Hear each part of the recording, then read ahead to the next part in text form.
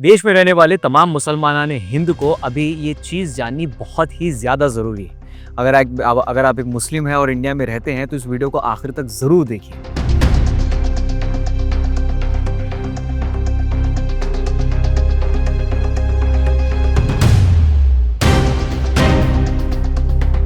एक फिर से बहस छिड़ी हुई है हाल फिलहाल में।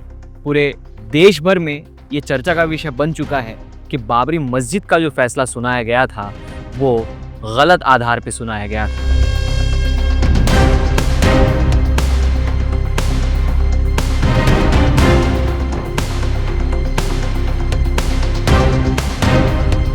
जी हाँ, ये बहुत ही बड़ी बहस फिर से एक नई लहर छिड़ रही है पूरे देश भर में। मैं आपको बताता हूँ कि आखिर पूरा का पूरा मामला क्या है। इस समय डी.वाई. चंद्रचूड़ जो former chief justice of India हैं, अलग अलग दौरे कर रहे हैं, कई मीडिया हाउसेस को इंटरव्यूज दे रहे हैं और जल्दी ही उनकी किताब भी छपने वाली है।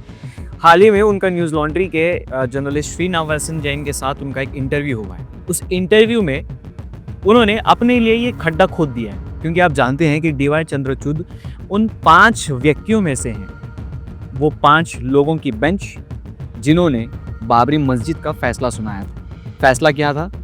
30,000 पेजेस के रिकॉर्ड पे 1045 पेजेस का वर्डिक्ट यानी कि फैसला सुनाया गया। अब उस फैसले में ख़ास तौर से ये चीज़ कही गई थी कि ऐसा कोई भी सबूत अदालत के पास मौजूद नहीं है जो ये चीज़ साबित करता हो कि मंदिर को तोड़ के मस्जिद बनाई गई थी। ये चीज़ क्लियर है, ये चीज़ वर्डिक्ट में कही गई थी। मगर उसके बाद जैसे ही डी.वाई. चंद्रचूड़ से श्रीनिवासन जैन ये सवाल पूछते हैं कि उस फैसले के ताल्लुक से, तो यहाँ पर डी.वाई. चंद्रचूड़ ने एक बहुत ही बड़ा जुमला कह दिया कि बाबरी मस्जिद एक डिसेक्रेशन प्लेस है, यानी कि वो जगह जिसका अपवित्रकरण हुआ है। मतलब वो मान रहे हैं ये चीज़ को कि वहाँ पर पहले मंदिर था जिसे तोड़ के वापस मस्जिद बनाई गई।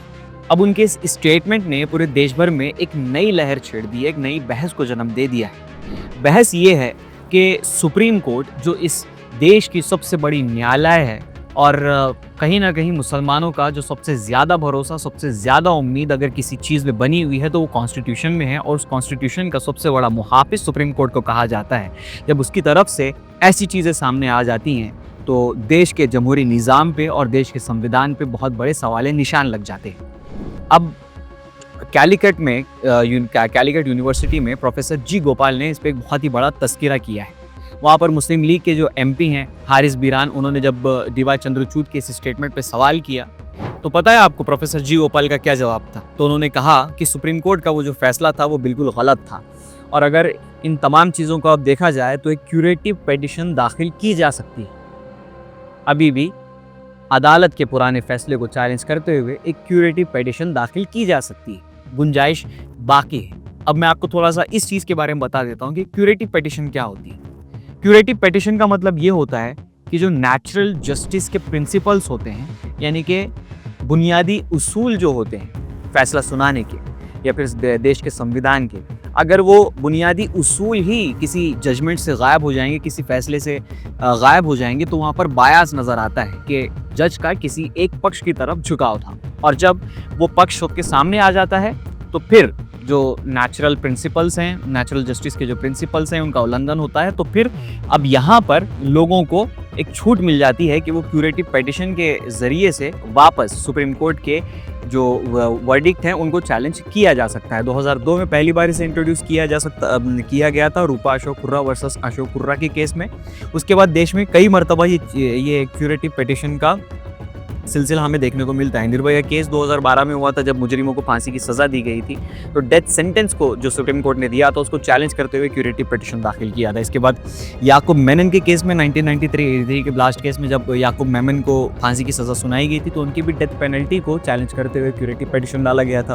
फिर आखिर में नेशनल जुडिशल अपॉइंटमेंट का जो केस चल रहा था और उसको खारिज कर दिया था सुप्रीम कोर्ट ने, फिर उसको चैलेंज करते हुए इंडियन गवर्नमेंट ने क्यूरेटिव पिटीशन दाखिल की थी। अब मुसलमानों के पास भी एक गुंजाइश है। प्रोफेसर गोपाल के तो यही शब्द थे कि क्यूरेटिव पिटीशन दाखिल किया जा सकता है। सवाल ये है कि क्या करना चाहिए? बिल्कुल करना चाहिए, देखते हैं। ये उनके जुमले थे।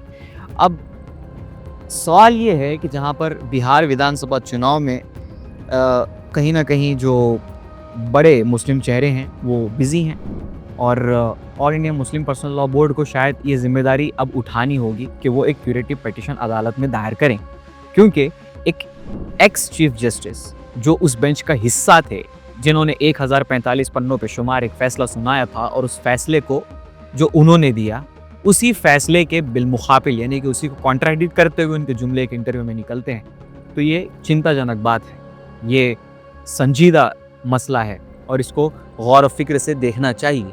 अगर ऐसी बात है तो एक क्यूरेटिव पिटीशन तो बनती है, क्योंकि ये चीज़ जो देश में मुसलमानों को सबसे ज़्यादा निशाना बनाया जा रहा है, और ये जो बात कही जाती है कि अगर हिंदुत्व आइडियोलॉजी को इम्पोज किया जाएगा तो वो लेजिस्लेचर के थ्रू नहीं होगा, वो होगा जुडिशरी के थ्रू। आपने देखा कि डीवाई चंद्रचूड़ ने जो आखिरी फैसला दिया था प्लेसेस ऑफ वर्शिप एक्ट को उन्होंने असर्टेन करने की गुंजाइश उसमें निकाल ली थी, जिसकी वजह से ज्ञानवापी में संभल में लगातार दंगे हुए, कई लोगों का उसमें नुकसान हुआ।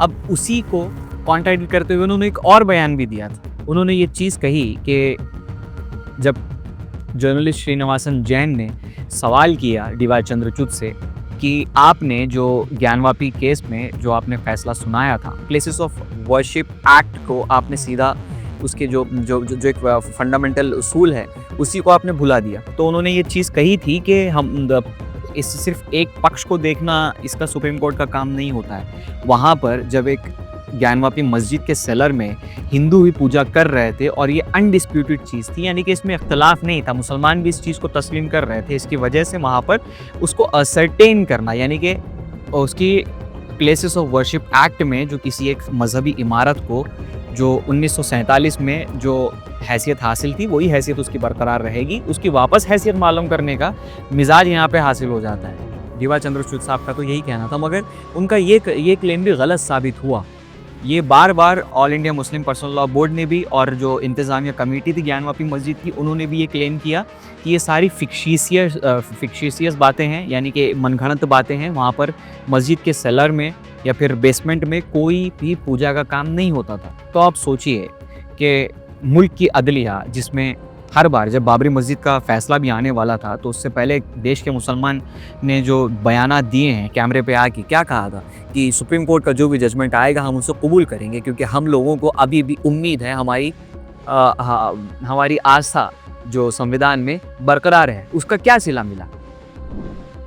जस्टिस डीवाई चंद्रचूड़ जैसे लोग जो इतने बड़े बावकार अहदे पे होकर आए हैं, उनकी तरफ से अगर ये बयानात आते हैं तो कहीं ना कहीं ये चीज़ें अब साफ हैं आपके सामने कि जुडिशरी कॉम्प्रोमाइज्ड हो चुकी है। ना चाहते हुए भी ये जुमले कहने पड़ रहे हैं।